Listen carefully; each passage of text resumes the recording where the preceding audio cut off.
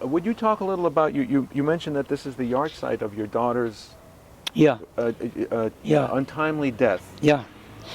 The word yard site, I'd like to change it Yom Hashana. Yard site is Yiddish. I like to use Hebrew. I don't like to use Yiddish so much. It's just a few days ago, that was the date when my daughter Talia and my son-in-law Benjamin, Shem Yikam Damam, they were murdered by a terrorist attack. That was 12 or 13 years ago. It was a very difficult event in our lives. I use a very wishy-washy word, difficult event. I don't think anyone can understand what happens when your daughter is killed and your son-in-law, and you have 6 orphans, 6 grandchildren that are orphaned at that moment. They had 6 children. Yeah, 5 girls and one boy. The boy is now 19, so he was only 6. And the youngest girl, she was only 2 months old when her mother was killed. She doesn't remember her mother then. Shalom Tzion, she's the youngest of the 6. She was only 2 months old. Who raised the kids? Who raised the children, your grandchildren? Well, the whole family moved to Tapua.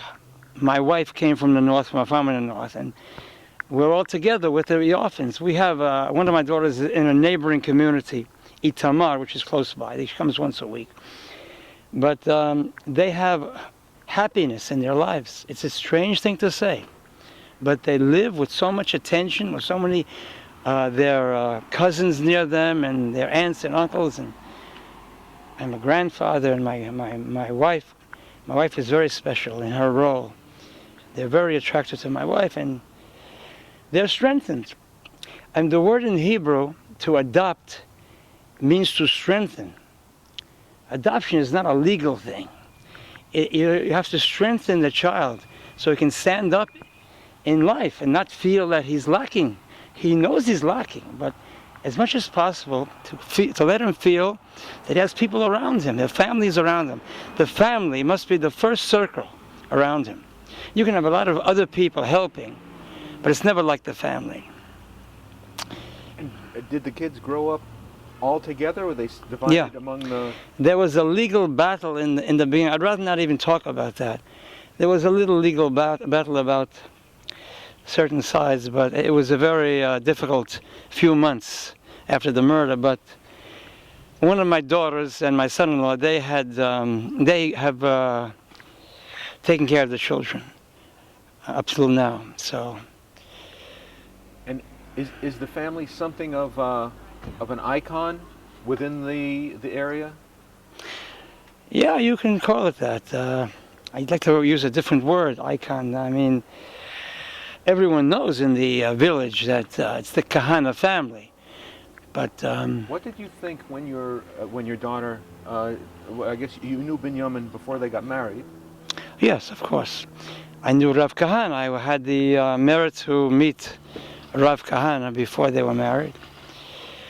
Very special, very great rabbi in my eyes. Very, very great. Did you move there to that community because he was there? Hmm? Did you move there because... well, my oldest son moved there, and he asked me to come with the flock, to bring the flock from the Galilee to Tapua, which I did. I brought 200 goats by foot, which was a 10-day walk with the animals. Very, very difficult, but very, very stimulating. A wonderful way to get places by walking by foot. Not with a knapsack, but with 200 goats. I had help on the way, but it was very, very interesting. Going over the mountains, not on the road.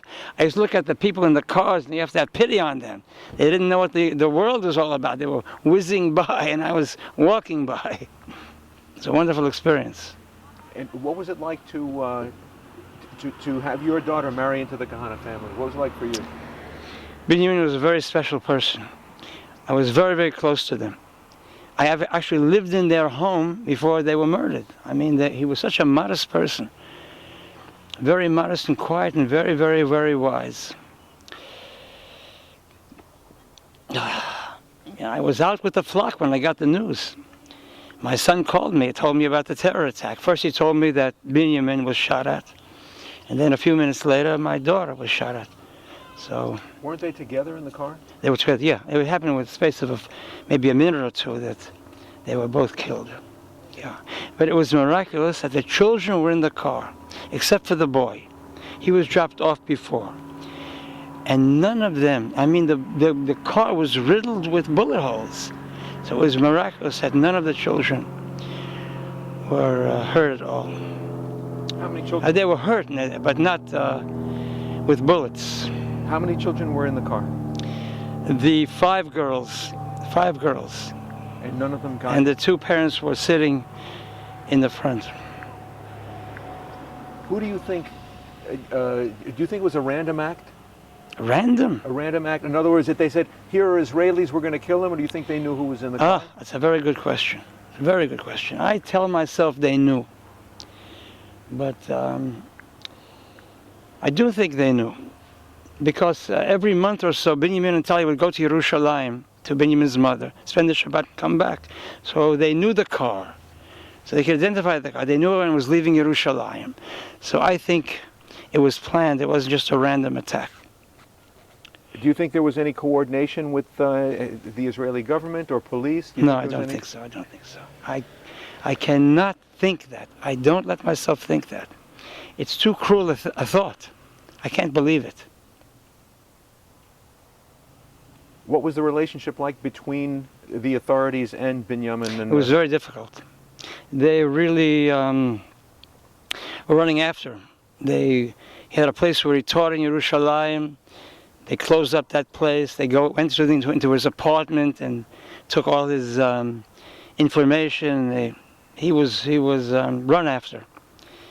He suffered a great deal. Was he oppressed, would you say, by the... He was oppressed, of course. He was oppressed, yeah. Was it a Kadima? Was it a labor government at the time? Do you recall? I don't remember. It really doesn't make any... I think every government would have been after him. Even the present government, even a right-wing government would have been after him. Doesn't make any difference to me, though. Politics is a very dirty word to me. I don't think anyone can get into politics and remain clean. Rav Kahane, perhaps, remained clean. That's why he was outlawed, because they were afraid of him. If he would have remained in office another term, he would have gotten so many more votes. They knew it. So he was outlawed as a terror organization. But was it because of terrorism? Did they commit? They used that as a reason for outlawing his party. I'm not so knowledgeable of these things because I'm in a different world entirely. But Rav Kahane was a brilliant person, brilliant. He wrote books, things today that people should read today, that are about Judaism. About Judaism, about what happened what's happening in America today. It's very applicable to the present situation in America. He has a book. It's called "Uncomfortable Questions for Comfortable Jews." It's a brilliant book.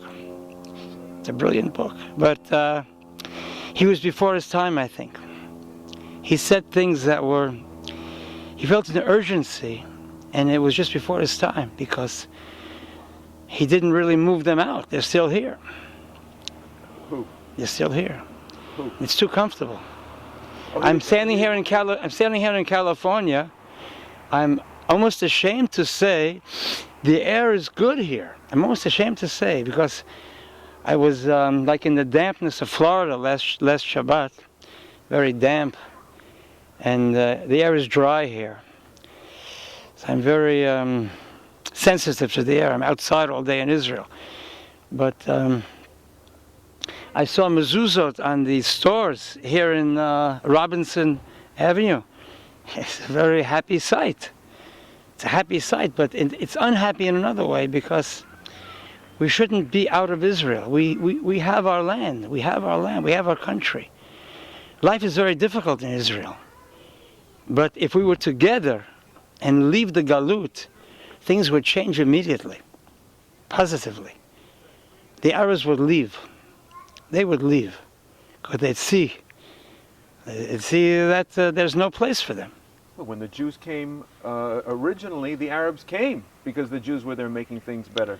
Even now the Palestinians benefit mostly from even the settlements until